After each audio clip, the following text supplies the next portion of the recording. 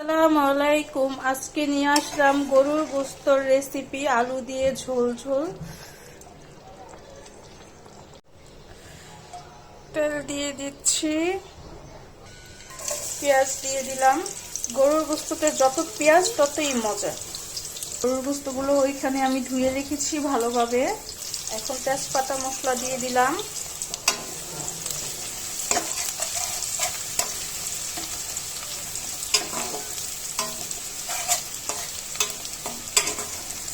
পেঁয়াজটা একটু ভাজা ভাজা করে নিব।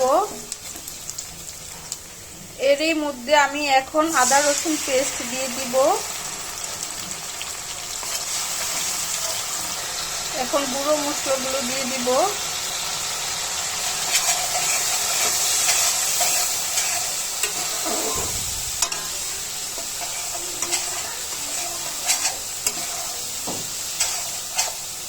এখন সামান্য পানি দিয়ে দিলাম।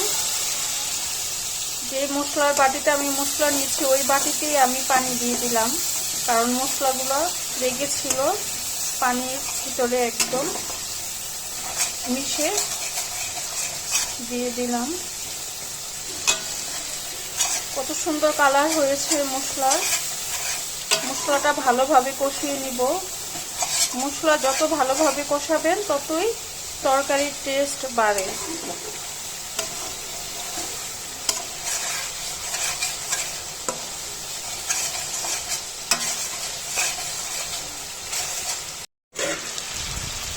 কষানো হয়ে গেছে। এরই মধ্যে আমি আলু দিয়ে দিব।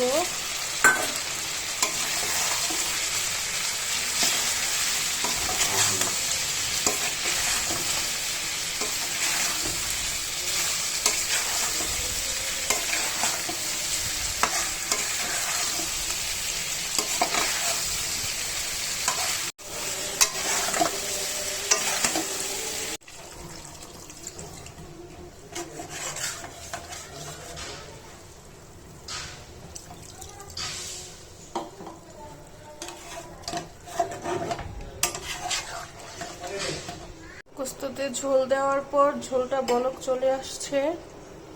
এখন আবার ঢেকে দেব, আস্তে আস্তে সিদ্ধ হবে। গোস্ত রান্না অনেকটা হয়ে গেছে। এরই মধ্যে আমি এখন জিরে গুঁড়ো দিয়ে দিব।